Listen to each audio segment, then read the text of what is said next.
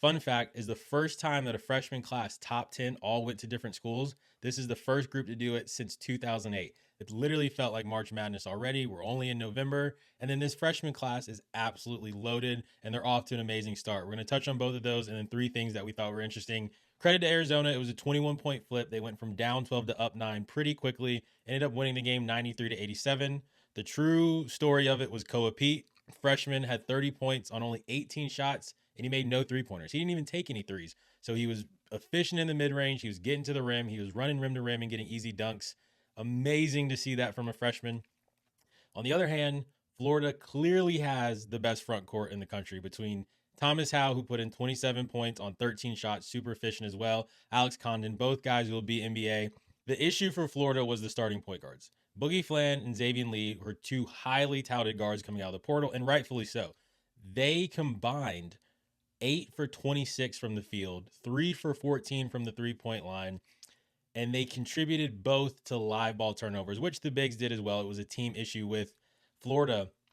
The biggest problem is that every turnover is a bad turnover, but live ball turnovers are even worse than just the bad turnovers.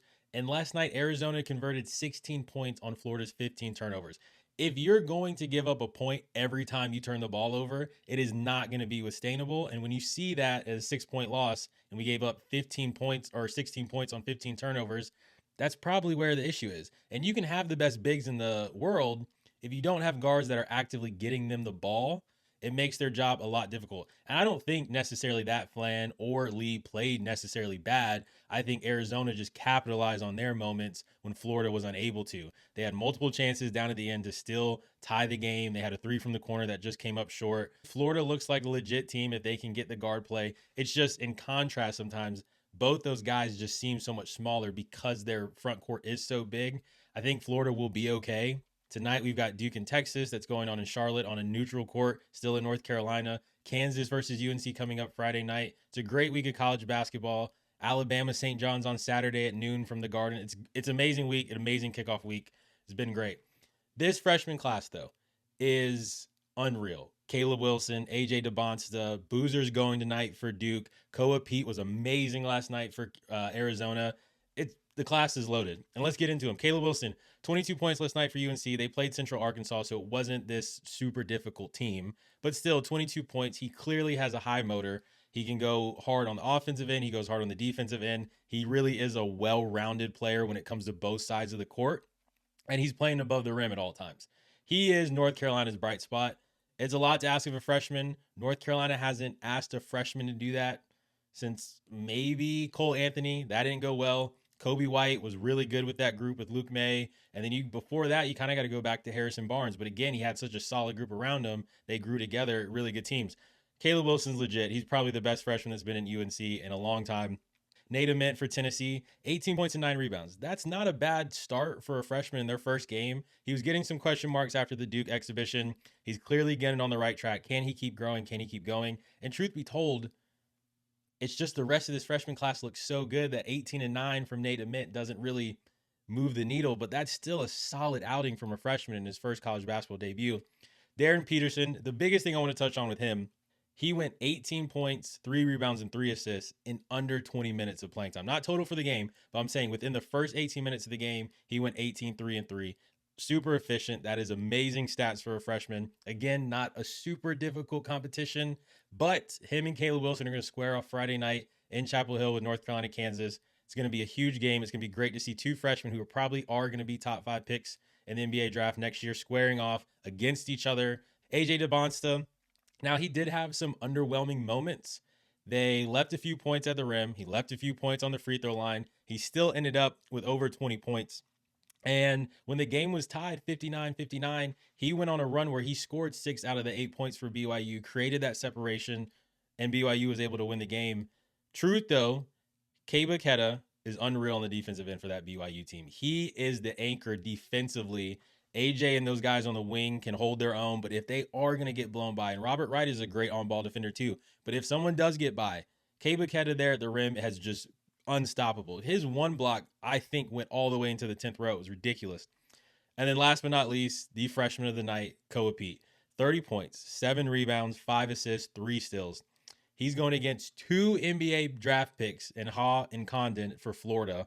The athleticism, the mid-range games, and he was an efficient 11 for 18, 61% from the field. You just don't really see that from freshmen. This is very similar to me. This was very similar to watching Zion putting up these 25 to 30 point numbers on not a lot of shots, very efficient, 60 plus percent, and he didn't shoot any threes. So he's literally living everything inside the paint and at the free throw line.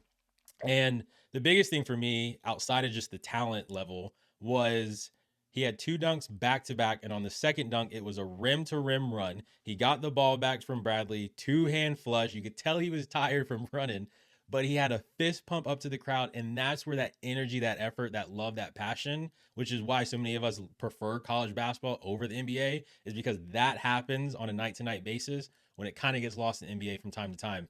So that is something that can't be taught. That is absolutely amazing. The best thing about this freshman class for us as fans, the top 10 guys of this class all went to different schools.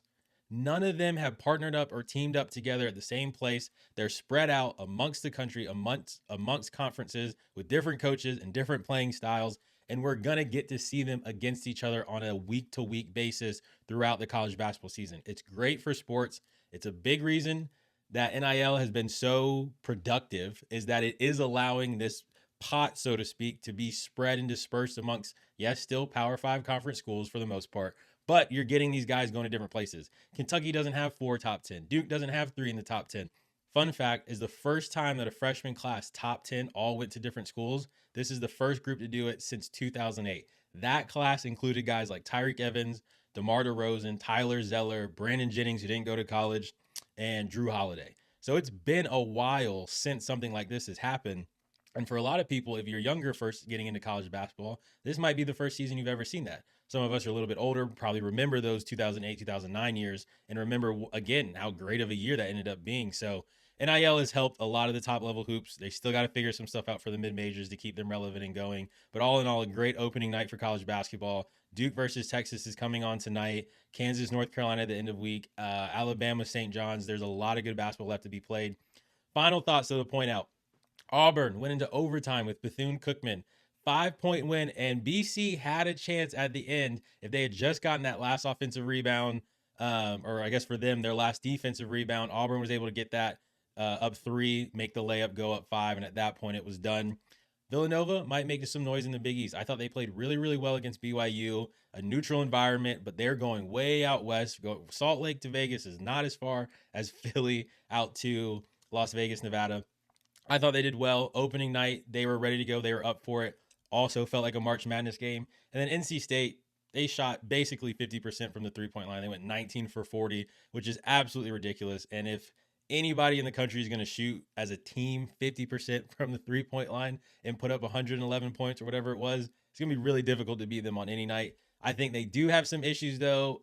I don't know how well they're going to do when they have to bang inside. But if you're going to try to play that fast break, let's put up three-point shot games with them, you're not going to be able to do it. They play very similar to McNeese under Will Wade the last couple of years. They're a little bit bigger, though, on the wings and their guards. Their bigs aren't as overwhelming as maybe Will Wade would want. So that's going to be interesting to see how that unfolds throughout the year. Remember, guys, if you like the video, hit subscribe, enter your name in the portal, share it, and stay tuned. We'll have stuff coming with you guys. We'll have stuff coming to you guys all week as college basketball is finally underway. Thanks. See you on the next one.